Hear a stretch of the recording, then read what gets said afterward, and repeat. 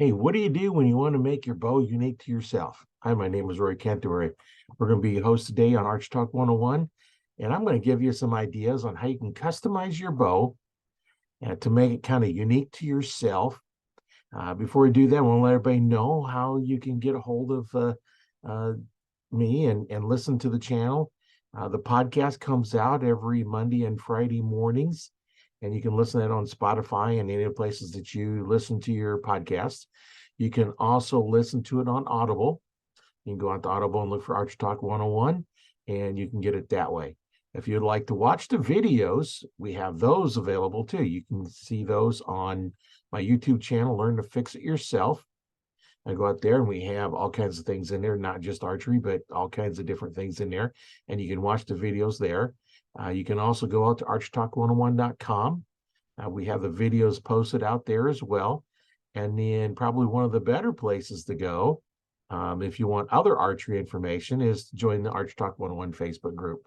And there we have all kinds of people in there from all over the world with all kinds of knowledge and experiences, anywhere from the very beginner to the person that's been shooting for 50, 60 years, and Olympic archers and professional and semi-pros.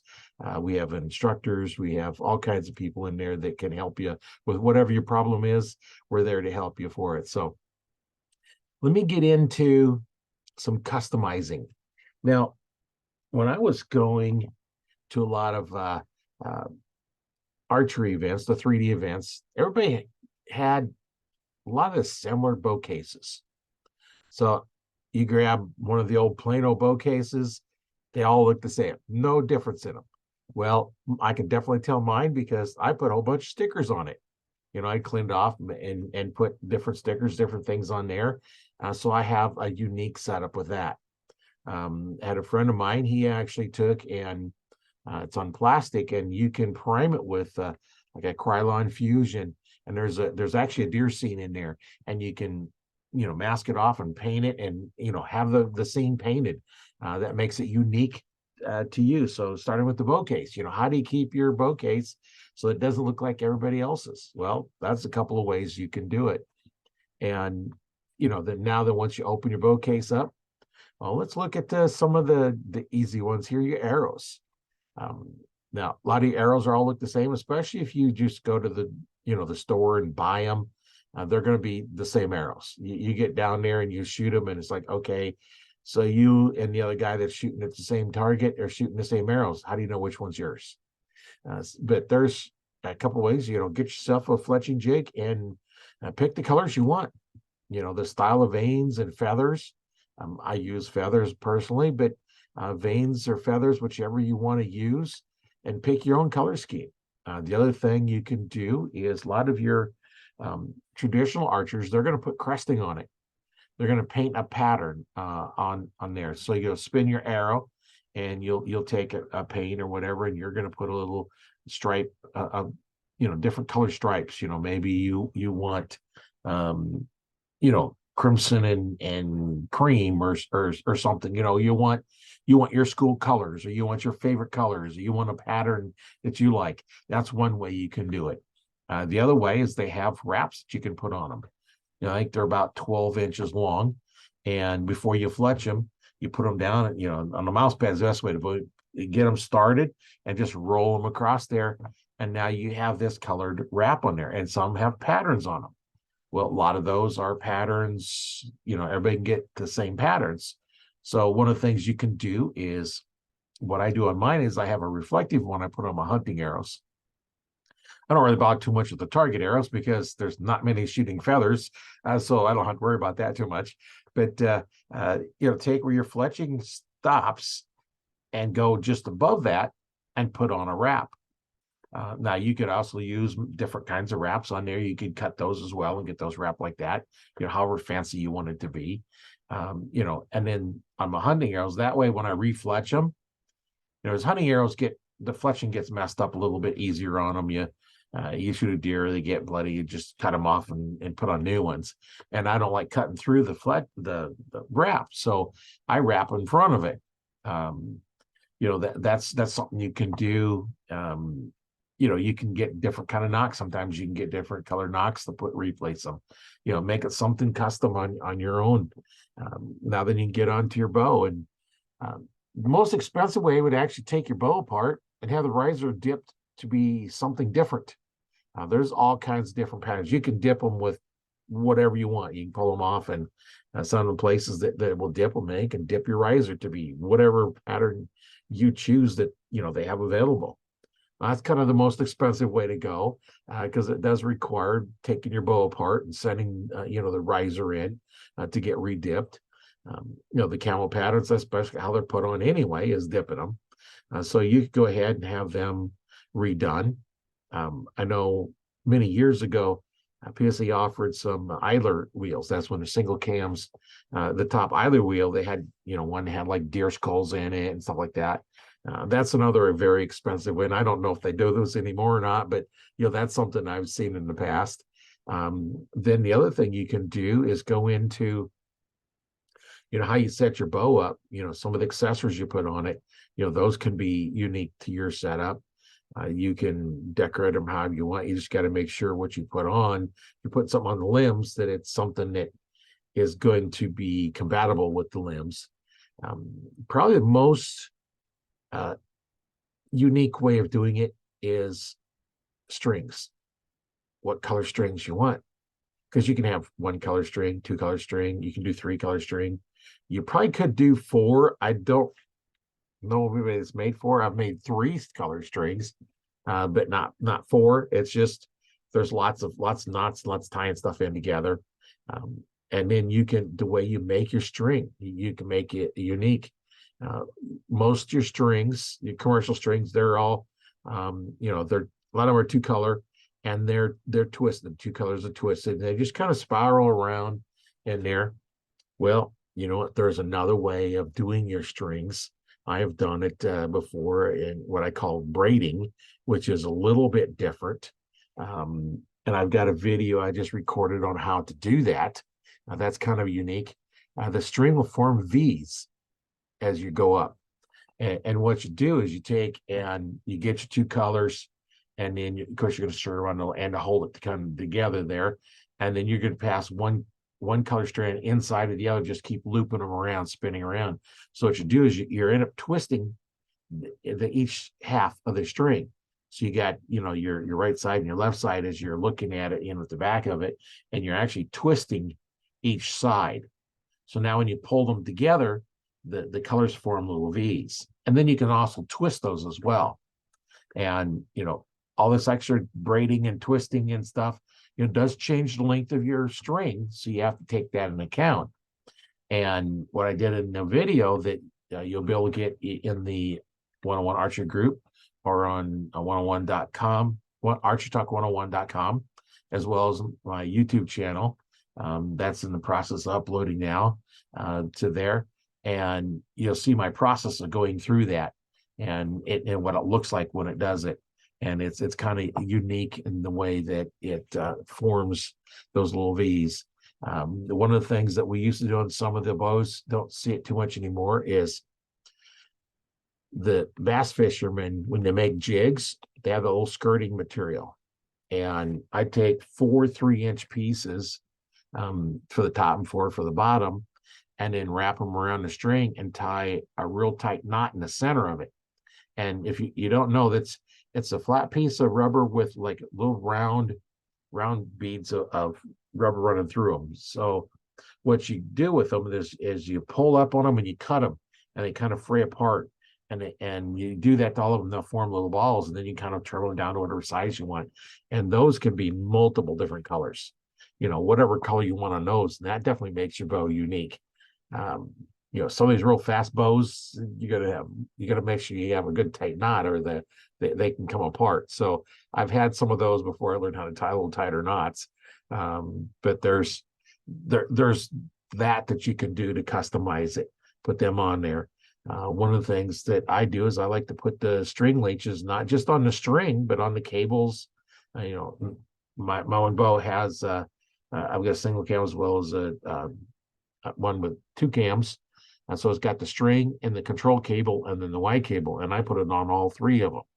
and dampens them down. That's something when you grab the bow, look at it. You could have another bow with the same brand manufacturer. Generally, you're not going to the same sight and the rest and stuff, but that's something that's unique. And I do it for vibration dampening. Keep the vibration down. So that's what I use that for. So there's a lot of different options, especially getting and doing some of the work yourself. It's kind of interesting, different things that you can try to work on your own bow. And there's a lot of information out there. YouTube is full of how-tos on different parts of your bow. The other thing you got to look at though is some of the how-tos or how not tos. So you just need to make sure whoever you're listening to or watching has some experience, and make sure you test it out before you do something completely weird or strange. Don't go through and it's like, okay, this sounds interesting, so let me go ahead and try this and find out it doesn't work. So just be careful on that. There's a lot of different things you can do, on putting your loops on. You can use a camo material, which I use mostly because I got a big roll of it, but they also have it in white. You can do other colors as well. I don't know how many colors are because I've got so much of the camo and white strings that I don't look at the other ones because I don't have those. That's something that you could do, make it unique. You've got your fluorescent colors and your solid colors, your camo colors, and whatever color you want. I think BCY has probably about 20 different colors of string material that you can make it out of, and then you go to different kinds of material. So the new stuff is the 452X, and that string, I think you use more strands in it, so you can make a little more unique color because there's lots more strands. Like your 8125, you're not going to use as many strands. I think there's 16, 18 is what I normally run on those. And when you're doing your braiding one, you kind of want them to be even. So you want either 16. Now, if you do 18, that means you don't have, 8 full wraps. You got 9 wraps, which means you're going to have one knot on one end and one knot on the other end, which makes your colors a little bit different.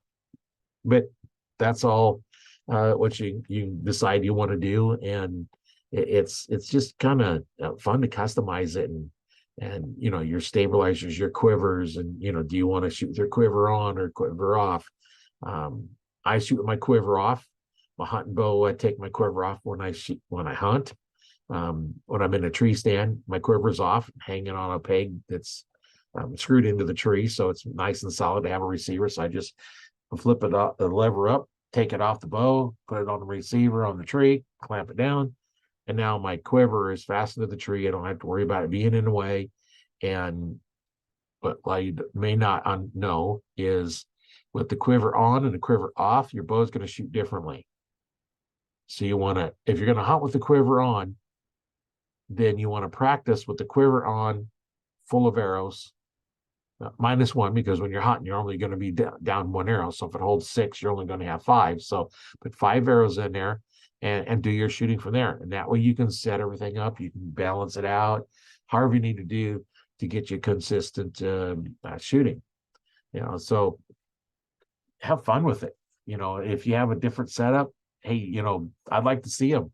What did you come up with for a scheme? What are you doing for them?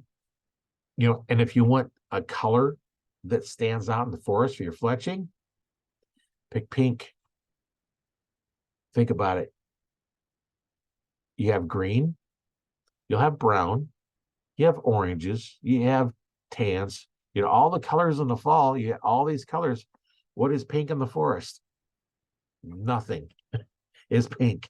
So that's one thing that you could do to your arrows to make them stand out a little bit more. I put a fluorescent wrap on it, so a little LED flashlight picks them up really good. You can also put, to help be able to see them, the lighted nocks. There's a couple different brands out there. I used Illuminoc, but there's other brands out there that are probably pretty good as well. So customize them, make it your own. When you're doing your clothing, You know, they don't have to match. In fact, you don't have to have camo.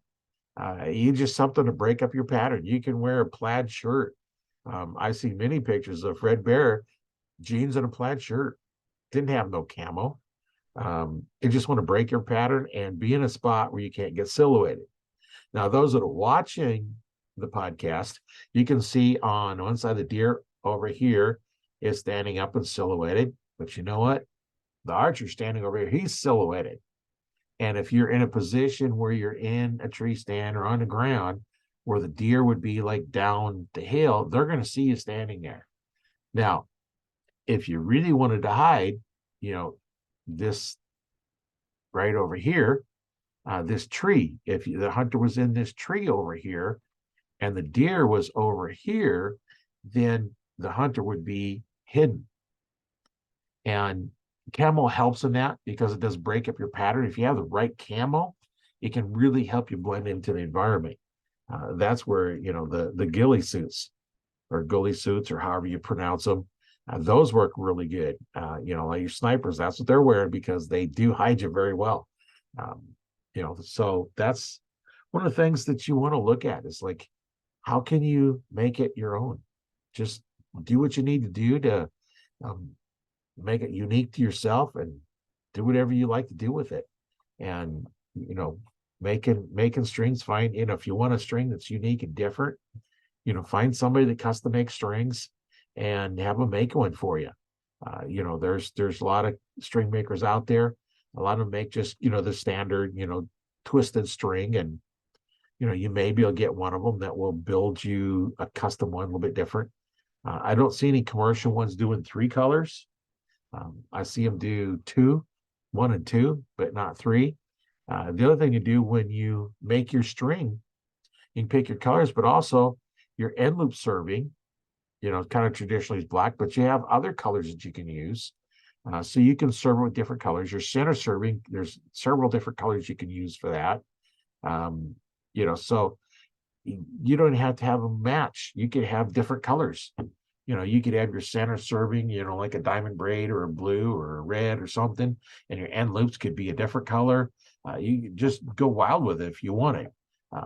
Or you can make a boring all black string.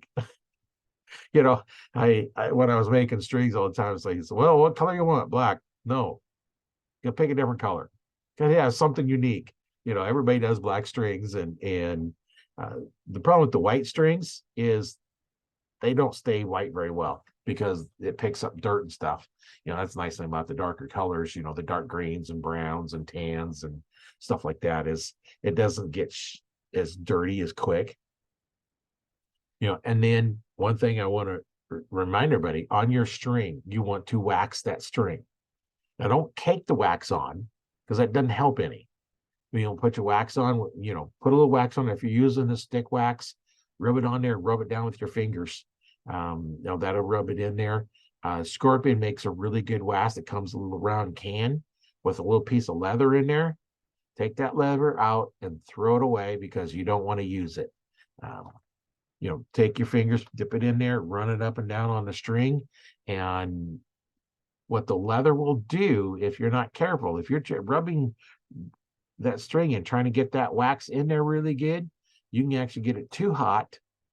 You know, the friction in there, you can get too hot and you can actually damage your string.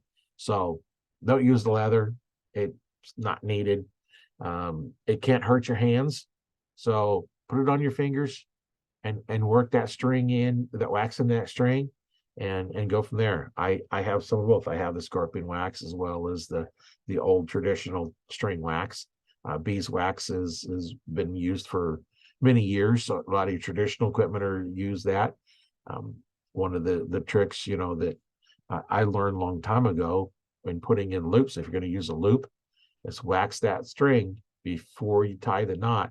It gets tighter and it stays tight. And if you tie it according to the directions, like PSC has the directions on how to tie it, if you tie it that way and you have waxed the string and you put it on and put it under tension, you will not be able to untie that knot very easy. The easiest way to do them is cut them off and tie a new one on. That's what I've had to do. I've had new ones. It's like, okay, this is not it's too far off. You can rotate them up and down the string slightly, but if they're off too far, I'd cut them off. It's just not worth your time to try and untie the knot, especially for the cost of a new loop. And one thing you want to look at too is watch that loop, make sure it's not wearing. Some of your cheaper caliper releases have kind of sharp edges on them, and they will tear up that loop. So watch that loop, make sure it's not starting to fray. If it's starting to fray, cut off and put a new one on it. And it's easy to get it back in the exact same spot. So what you do is you cut the loop off on one end, take that knot off, and tie that knot, and get it as tight as you can. Put it back up against the arrow where it was at before, and get that one tied.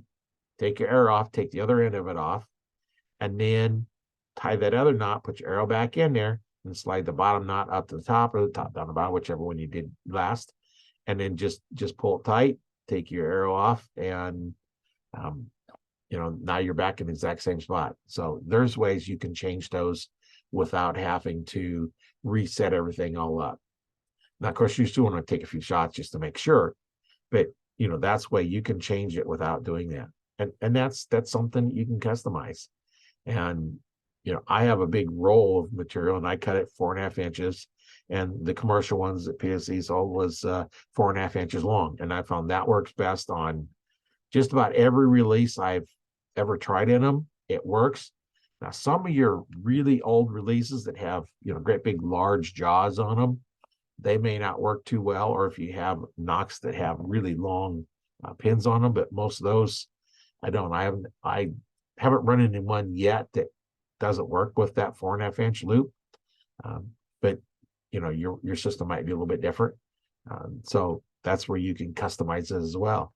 Do you want a white loop? Do you want a camel loop? Do you want it a different color? Because there are different color loop materials out there. You can get them in several different colors.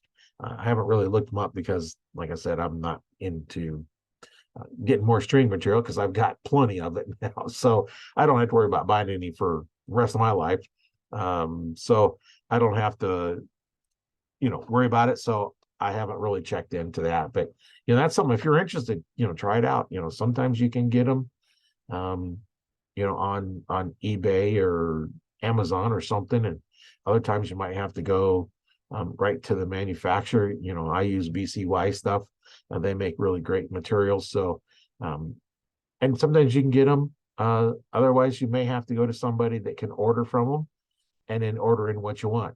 And there are multiple different colors for end loop material, as well as center serving. You can do all that, and then different material you use for tying in your peeps and stuff. What you use for your end loop servings is not what you use for tying in your peeps. It's a quite a bit larger one. It's about the same material that you use for tying in loops on recurves and longbows, because that's quite a bit thicker. So then you have, those of you that are shooting crossbows, you can have those customized as well. There's just so many different ways you can do it. It's just a lot of fun doing it. So I'm not gonna make this too long. It's gonna be short, but I'd like to see what you guys are doing for customizing your bows. Send some pictures of how your bow is set up. I'd like to see it. And what you're doing with customizing it, or what you're thinking about doing for customizing it. And let's just kind of get some going here of what unique ways, and maybe you have a way of doing it. It's like, oh, that's cool, but let's do it a little bit different. Then just make our equipment our own. And that's what the fun part is making your own stuff the way you want to do it. And or having it done. If you don't know how to do it, learn how to do it. Like my channel says, learn to fix it yourself. That's what we're doing here, is learning how to fix it ourselves, and let's have fun. And that's kind of a short one for today. And I just want to get some information out there. And I do have the video coming out. It's in the process of uploading to the YouTube channel on how I made that braided string. It forms little V's in your string as you're going on the string. And it'll be interesting, see what your comments are on that. So once again, my name is Roy Canterbury. I've been your host today on Archery Talk 101. and we're going to see you on the next one. We're going to have a guest back on for the next one. So stay tuned, and we'll listen to one of our archer buddies and see what they have to do and what they're saying, and just have fun telling stories. That's the fun part, telling all these stories. So see you on the next one.